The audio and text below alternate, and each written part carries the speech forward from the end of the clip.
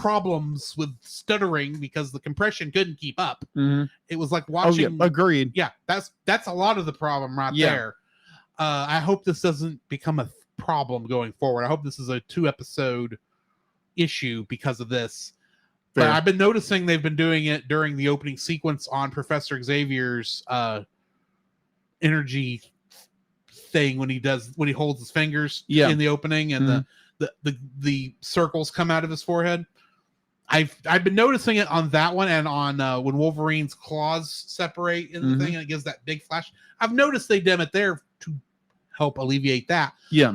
But I wish I could turn it off. It's like, let me just experience this as close to the original version that I can, please. Instead of dimming it and causing, especially in this episode, because there's so much bright flashing green lights in this episode. I don't know if that's the kind of thing that gives you issues, because I know you've got epilepsy issues sometimes. But for me, it was like, I don't care right now. Can we at least see this correctly? Yeah, I would agree with you on that. To be like, give me the option to turn it off. I wish I had a DVD of this, because I'm sure the DVD doesn't have this problem. I know someone who has the DVD because I bought them the DVD. Right. So I agree with those points. But to me, that was what I noticed of the bad animation. Fair enough. The animation for me, because you go from season 2 to season 3, and you get this. It's in some ways it's rubbery. In some ways, how the animation is I don't know if it's the compression or not. I think we changed animation studios. We did. That's what it looks like. But then you go into see episode 3, which I've already watched. Yeah. The animation goes back to what it was in 2. Well, I mean, this isn't the first time we've seen like the animation jump in quality weirdly, because every time, like in Days of Future Past, and then the other one that took place in the future, the animation was weirdly detailed in the agreed, when they're in future New York, and then went back to normal everywhere else. So agreed. Yeah, I get what you're saying. Yeah. It is weirdly. This is a weirdly detailed episode. It's like very weirdly. Like they were trying to do trying to upgrade.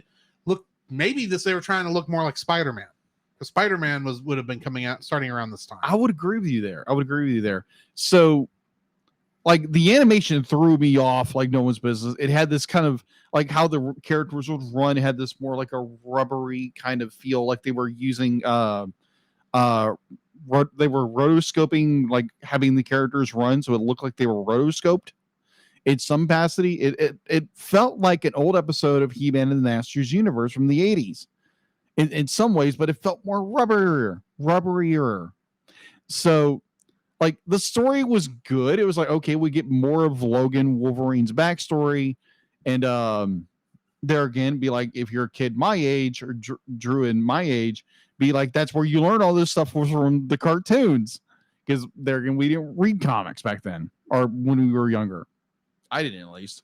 I didn't have access. There was not a place I could easily get to buy it. That is true. I was the kid who would look through comics, because there again, having a reading disorder, you didn't want to read because you didn't want to make yourself feel embarrassed. And 2, it's art. I love art because there again, I'm an artist. So yes, I'm very open about having reading disorders and the whole bit. You can, if you haven't noticed already. But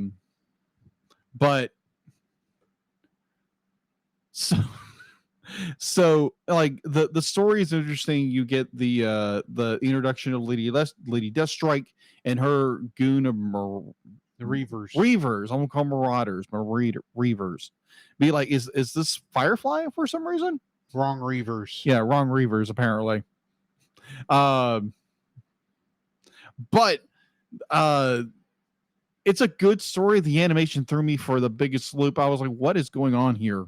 They're again understanding they were going for a different approach, maybe a different animation studio. I loved how the detail they would do, like Logan's mask, like when he's like talking or angry, like really, really close up shots, like to emulate what they did in the comics during that era, like in the 80s and 90s. it did have more of a 90s art feel to It did. It did. Instead of the original Jim Lee art style. Yeah. I agree with you there. Like the story was good. It was like the climax of like how do we defeat this energy sucker? What is it? Soul Drinker. A soul drinker.